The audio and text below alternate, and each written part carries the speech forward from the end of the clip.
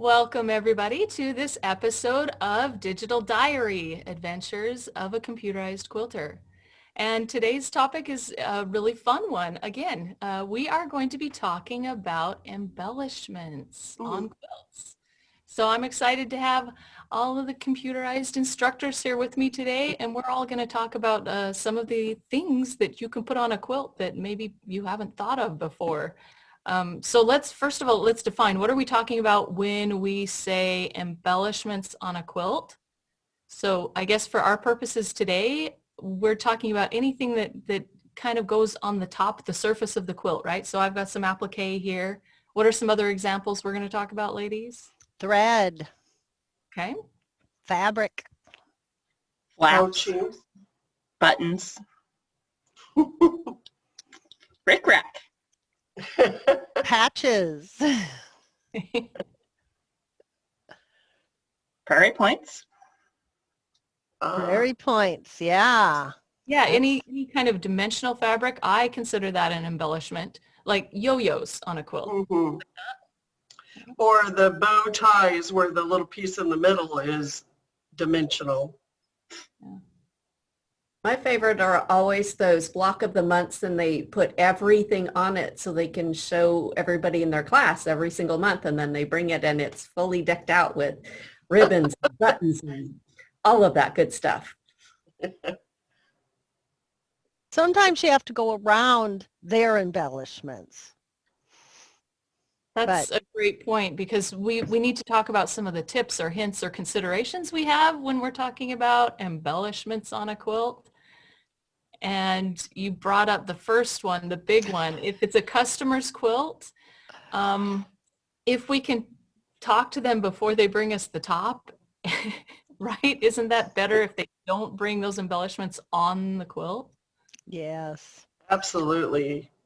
Or I'll take them off and I just give them back all their little buttons and bows and doohickeys and thingamajigs in a little plastic container. Oh, no kidding.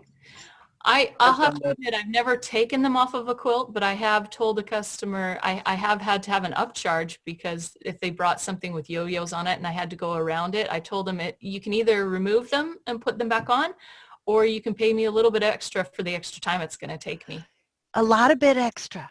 It's a lot of work. And also, to me, there's the consideration of, I don't know whether you call it safety, but one time somebody brought a memory quilt with big academic letters on it. Well, if I'm doing a trim like I was, you have to be so careful, because if you click OK and it goes to the next side and that letter is in the middle, you could have a major, torn fabric, all kinds of things. So it's a little scary having extra stuff on a quilt top. It's a safety hazard, and at that point you can put in a disclaimer that things like that are detrimental to the quilting process and there's certain risks involved.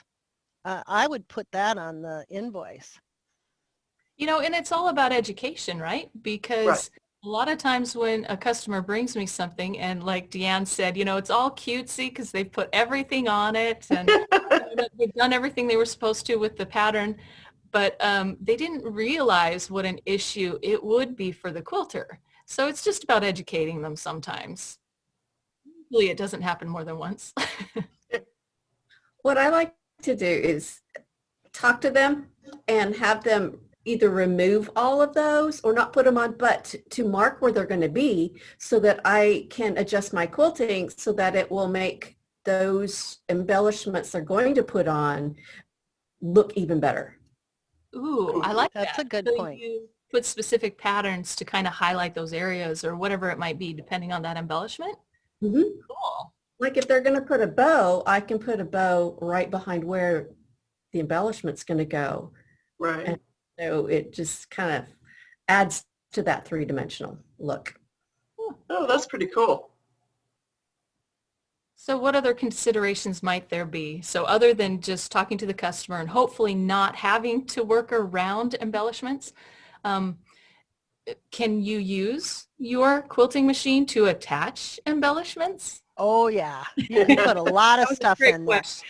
But the one thing I thought of too, especially with the letters or patches or hockey jerseys with the laces in, Oh, when you start rolling these things up, you're going to load differently and it starts to distort the mm, squareness of the quilt because that area is bigger.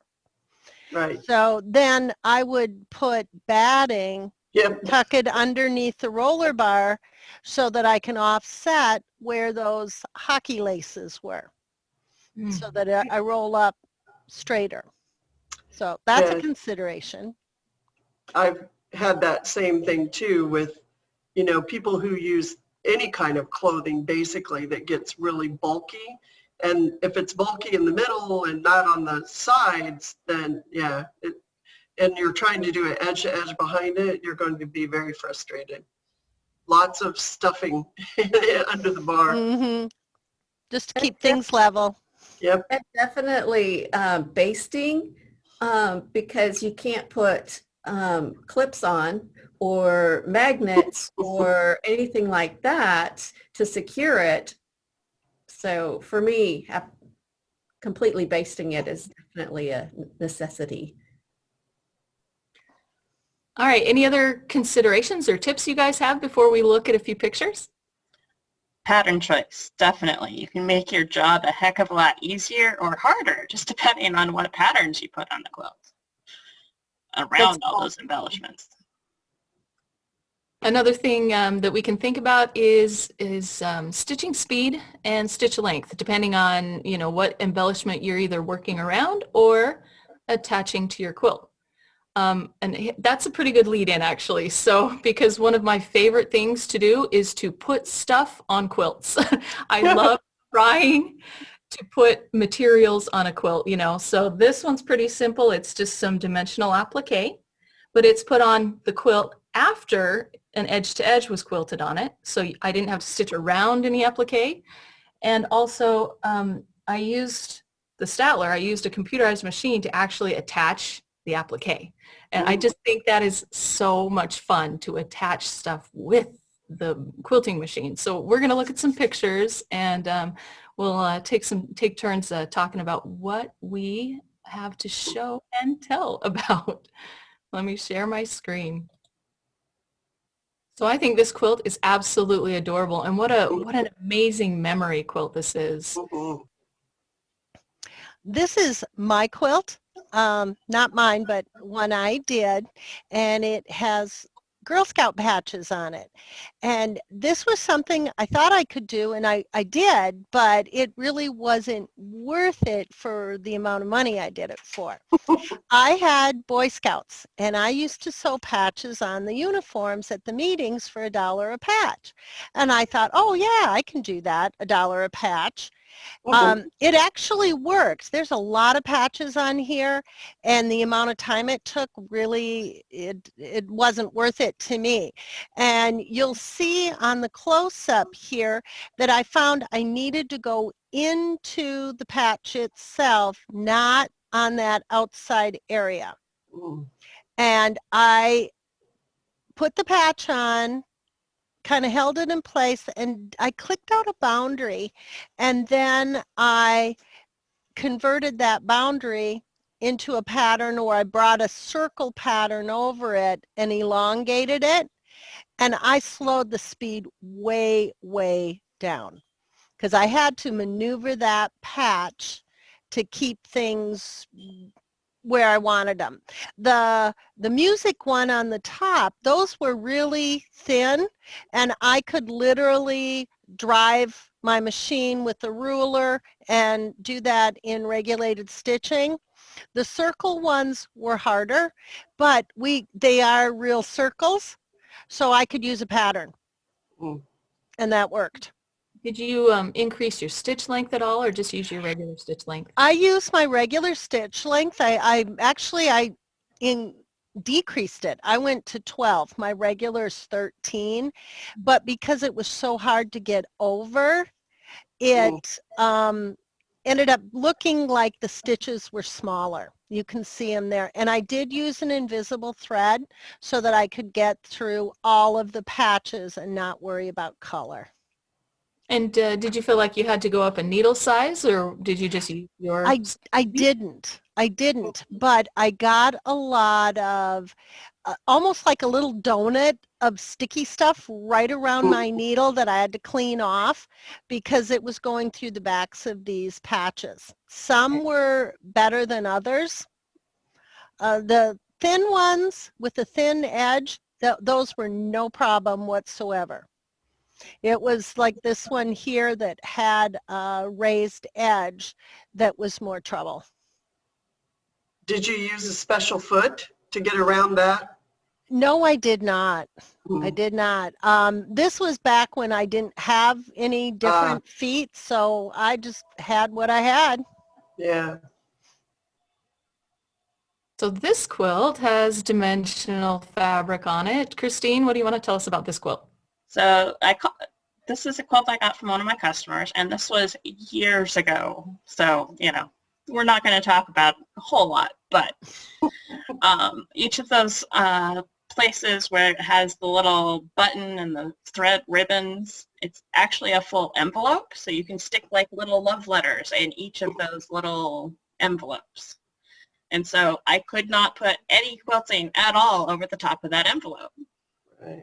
So I literally had to find patterns and place them so that it didn't interfere. The other thing is that's an awful lot of thickness. So in thinking about how to handle this, it would have been nice had I like stitched in the ditch around the envelopes to kind of secure them down. But there's a whole bunch of extra layers of fabric, and especially where they meet up on those corners, those points, trying to get the foot over those big lumps at the corners was going to be really, really hard. And so I just decided not to. That was the first thing I thought, is stitch in the ditch, but you know, on second look, you've got some huge seams, so you'd be skipping some areas. Uh-huh. Well, So sometimes when I picked a pattern, I made sure it went into those corners and tried to at least secure them down a little bit. Yeah, because sometimes all we can do is avoid the embellishment or avoid that thickness. But I think this is so cool. It's just a fun quilt. And I do the same thing. You know, if I get a customer quilt, a memory quilt that has a pocket, a shirt pocket or a jeans pocket or something, I avoid stitching over that so that it can be opened and things can be put in it. I just think that's kind of cool. Oh, yeah. Secret hiding spot. So this one kind of falls into our embellishment terms. So I took and did a little bit of thread painting, so to speak, with that gold thread. And so literally I did this freehand, but went over it multiple times, and of course had to do it fairly slow because it is a metallic thread, so I couldn't just whip it in. What considerations did you do for metallic?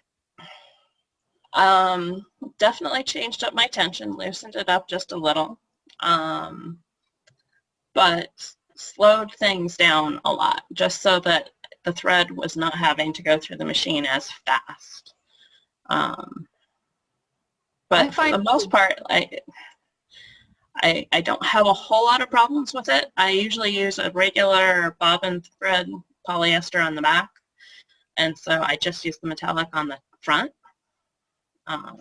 Well, I've piggybacked metallic onto another thread. Has anybody done that? That's what I do. What I was going to mention too. So how do you do the two threads, Karen? I just run 2 threads all the way through my entire thread path, sometimes even 3. So they're on the same spool in the back? Well, you know, it depends on the size of the spools I'm working from, but I do have multiple thread holders on the back of my machine.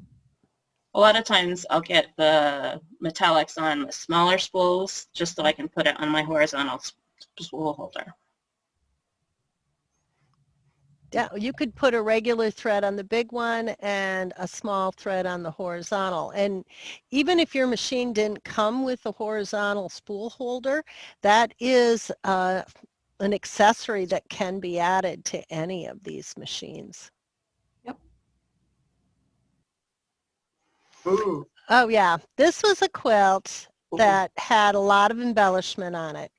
And when I did it, I really went around those big paisleys with the thread several times, but I was using 100-weight thread for my background. And I stood back a few feet and they totally disappeared. So that was not going to work. And this was intended to be a show quilt from the get-go. So we tried a lot of different things and we ended up with the Hot Fix crystals. It made a major difference putting them every other one, and it worked out well that they evened out. It was not, that was an accident because Hot Fix was a secondary thought. The line itself is not couched thread. Those are individual Danica beads. Each one Ooh. is like a 64th of an inch, and Ooh. they're all hand sewn on. Wow. So it makes a big impression. In fact, this quilt went to its first show and I did not have the straight line there. And when I was looking at it hanging in the show, and it did ribbon without it, and I thought, no, it needs more. So we added that second line. You can always add stuff later. Yes, you can. Yes, you can. I've been known to put quilts back on the frame in between shows and other stuff. So this is cool. So here's an example of a couple of embellishments that you would have to apply by hand, hot fix crystals, beads, but also, some thread work. That's embroidery that was done, embroidered applique that was done prior to everything. So Mary did the embroidered applique. I did quilt out the scallop so that we could apply the binding with the piping. Ooh. And that was done on the computer so that it actually followed the edge of the applique. It wasn't a standard scallop. Some areas were larger than others. And as you can see, to work with the proportions, we actually brought that scallop in further than the edge of the quilt was because the outside border was a little large. And I did not put the binding on with my long arm, but I definitely quilted a line for it to be applied to. Ooh. And this is something we do in-house is we do piping and scallop borders. It's just an additional charge. These things are extra. I love piping. I don't like, Oh, I know it. I love the look.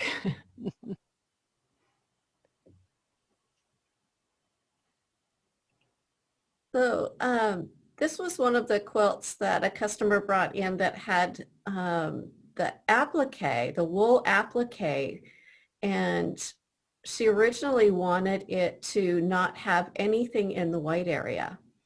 But after quilting it and she came and we talked about it, it was like, oh, if she hangs this on the wall, the weight of that is going to just kind of droop.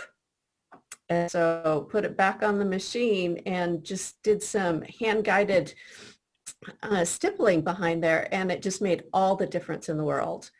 Because sometimes it's just easier to drop those belts and go for it.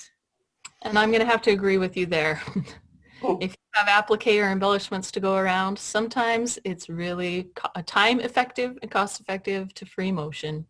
Yeah, and you're absolutely right about any extra things. And I've got several ladies that love the really heavy applique.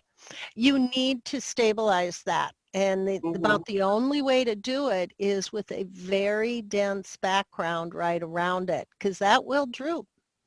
Yep.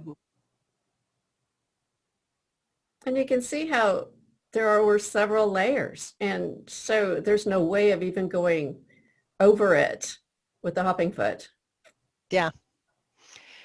This one's back to me again, and this is my version of thread painting, one of my versions.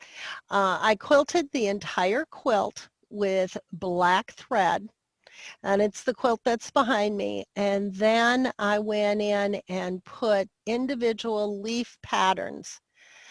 Some of these I'd taken out of designs I had. Some I actually digitized after looking at leaves and clip art. Each one of these leaves is stitched 7 times. Ooh. It's my 7-layer salad. And it really made those things stand out. And I think I have one of the back of the quilt where you can see how thick that thread is. On the front here, you can see where there's 1 layer of thread behind it in the black, in those little twisters. And then this is the back of how many layers. And because it does shrink a little bit, you get thread that is not exactly on top of one another. The stitches come in about the same spot, but because the quilt shrinks in, that thread is a half of a thread distance off with every time it goes around that leaf. So do you change the stitches per inch on that page? Nope, I didn't. These are probably running at 13 here. And what weight of thread? This is a 50 weight is what I generally use. So I never changed up my thread either. I just quilted it several more times. That's what I do when I do the quilt labels, where it just goes on the back of the quilt. You lift up your top, and that's exactly what I'll do. I'll run 2 or 3 times, and you get that definition, and you can see it a lot better. Yeah. And obviously some colors work better than others, but I couldn't have all yellow. This one was so much fun. This quilt was one of the group quilts I did with some friends. And you can't see the stitching too much here, but I did a background first on just the blue fabric. I made a pattern that was water, and I rubber stamped it 5 times and offset it each 1/4 of an inch up into the side, so it kind of looked like calligraphy. And I needed that stability to start hanging stuff on it. Then all of the pieces are done on Timtex.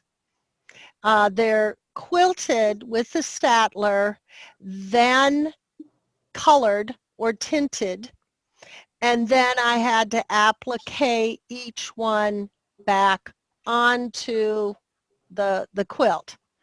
The little bubbles there, I just threw over a sheet of, well, it was left over from a dance costume. I can't remember what, but it was really shiny and slippery.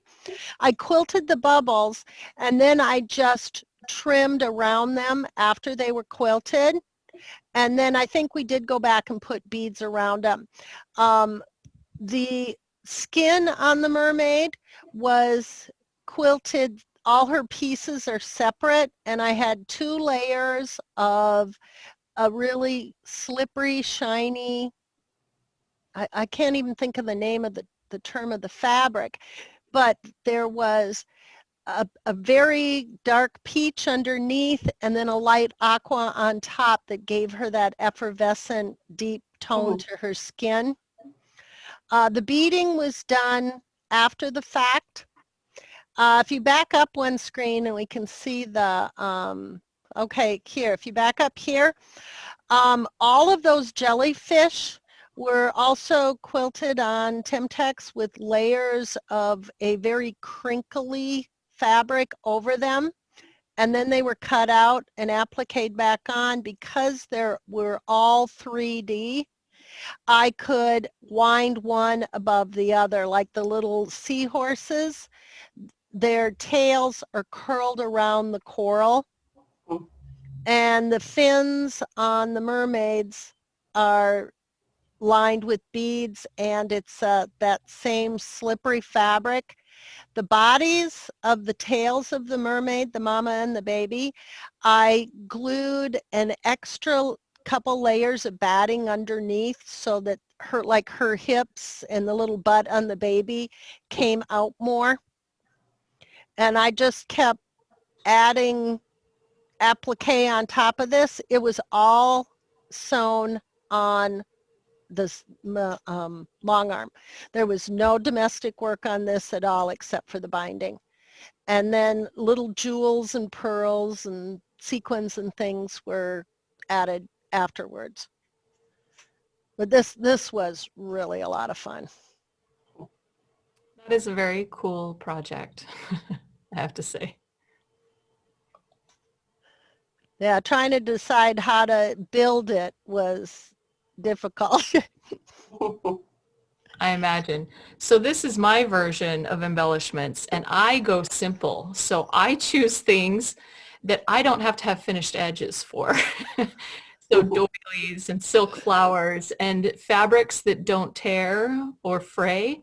So I love the new cork fabrics, the paper fabrics, ribbons and couching and stuff like that. And this project, this little basket, was just so that I could throw a whole bunch of stuff on a piece of fabric and see what I came up with. Where did you get that? It looks like it's crocheted or knitted, that starflower. Where'd you get that? At an antique store. Oh, Ah, I've So, always wanted to quilt lace. My mother has so many lace tablecloths. I'd love to do that. I just I have haven't. like a whole box of linens from my grandma, handkerchiefs and things. I need to do something really cool with those. It's on my to-do list. So this is that same project. So just some dimensional ribbons, buttons. The Q for quilt in the flower is wood because I wanted to have wood and metal and all kinds of different materials on this project. And I wanted to say that I quilted it with my Statler, which I did. I even put the buttons on with my quilting machine. So there's no handwork on this project except the binding. Yeah. So did you couch on those ribbons? I see one has got just a straight line and a zigzag through there. Yep, all of the couching's done with different techniques. So some, like you said, some of it's a pattern and some of it's just a straight line, and just fun stuff. I just like dimensional, and that's where embellishments come in. And the nice thing about this project too is that just like Paige, you mentioned you did on the mermaid, you did the whole background on the blue. You quilt everything and then you start adding your dimensional embellishments. And that's what I was able to do with this, just a background, and then you start working from there. And then you don't have to stitch around anything. Right. And it stabilizes because if you're going to hang things on it, it needs to be strong enough. This is another example of just dimensional applique. And again, quilting the background first, then adding the applique with the quilting machine. I love how there's a leaf behind there and the flower went on top. And that's my daughter's quilt that she had in one of the quilt shows. I believe it was one of the sugar shows many years ago. And she stitched every bit of this quilt herself. And she was able to do it with the quilting machine, all of it on the Statler. Okay, I have a question. So those leaves in the background, I assume you start layering from the bottom up, obviously. So are the leaves all one piece or three separate leaves? All one piece for this design. Makes it easier. Mm-hmm. And we were talking about materials, so I threw this picture in. This is wool felt, and you can see the couched yarn back there as well. And then on top of the wool felt, paper with a little stitching to hold it down. Obviously not going in the washing machine. No, this one will have to stay out of the water. Sometimes I do things just to say that I have. I get that. And the buttons were fun just because it was a challenge. I wanted to challenge myself to do that with the quilting machine. So I just took the hopping foot off of my quilting machine and used the needle alone to single stitch back and forth in the holes of the button and then around the queue. Yeah, because there's no way your hopping foot would get over all that. No, you cannot get the hopping foot onto that big button. Thank you guys for sharing your pictures and sharing your tips for embellishments. It's been a fun chat. I've enjoyed it, and I think everybody else has as well. Be sure to catch us for the next episode of Digital Diary. We're sure to be talking about something fun and useful, right, ladies? Absolutely. Okay, thanks, and we'll see you next time. Bye. Bye, everybody.